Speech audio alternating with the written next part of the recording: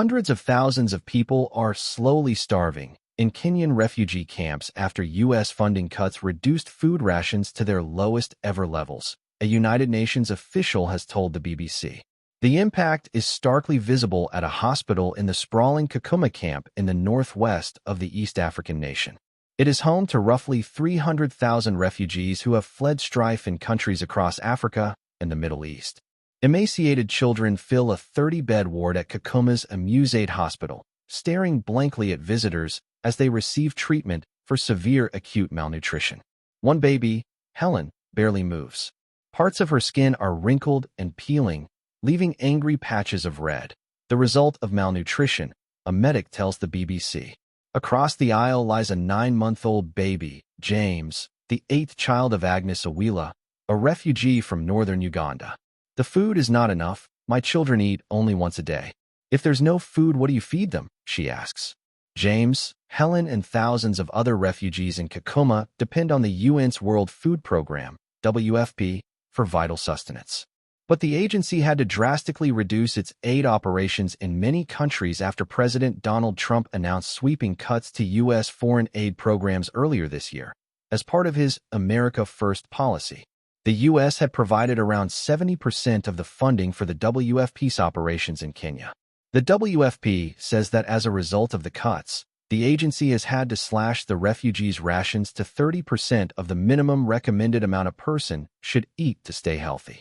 If we have a protracted situation where this is what we can manage, then basically we have a slowly starving population, says Felix Okek, the WFP's head of refugee operations in Kenya.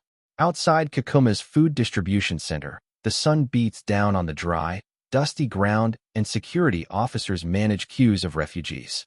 They are led into a holding center and then a verification area. Aid workers scan the refugees' identity cards and take their fingerprints before taking them to collect their rations. Mukunwa Bililo Mami, a mother of 2, has brought a jerrycan to collect cooking oil, along with sacks for lentils and rice. I am grateful to receive this little food, but it is not enough, says the 51-year-old, who arrived in the camp 13 years ago from South Kivu, a region in conflict-hit Eastern Democratic Republic of Congo. Ms. Mami says the refugees used to eat well, 3 meals a day. But now that rations are at 30% of their usual amount, the food she has been given is not enough to last 1 month, let alone the 2 that she has been asked to stretch it for. She has also been affected by another casualty of the cuts, cash transfers. Until this year, the UN was giving around $4 million, £3 million, in cash directly to refugees in Kenya's camps each month, intended to allow families to buy basic supplies. Ms. Mami, who is diabetic, used the cash to buy food, like vegetables, which were more appropriate for her diet than the cereals handed out at the distribution center. Now, she is forced to eat whatever is available. She also used the money to start a vegetable garden and rear chicken and ducks, which she sold to other refugees at a market. But the discontinuation of the cash transfers, locally known as Bomba Chakula, has meant that the market faces collapse. Traders like Badaba Ibrahim, who is from the Nuba Mountains in Sudan, are no longer able to extend lines of credit to fellow refugees.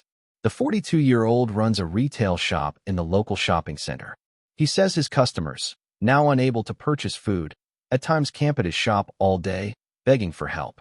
They will tell you, "My children have not eaten for a full day," Mr. Ibrahim says. Elsewhere in the Kakuma camp, 28-year-old Agnes Livio serves up food for her 5 young sons. They live in a cubicle, which is roughly 2 meters, 6 feet 6 inches, by 2 m made from corrugated iron sheets. Ms. Livio serves the food on one large plate for all to share. It is the family's first meal of the day, at 1400. We used to get porridge for breakfast, but not anymore. So, the children have to wait until the afternoon to have their first meal, says Ms. Livio, who fled from South Sudan. Back at Amusade Hospital, medics are feeding a number of malnourished infants through tubes. 3 toddlers and their mothers are being discharged, back to the community where food is scarce and conditions are deteriorating. And the prospect of more funding is not very promising, and unless things change over the next 2 months, the refugees are staring at starvation come August. It is a really dire situation, admits Mr. Okek. We do have some signals from some 1 or 2 donors about support with that cash component. But remember, the very kind and generous US has been providing over 70%. So if you're still missing 70%, those prospects are not good.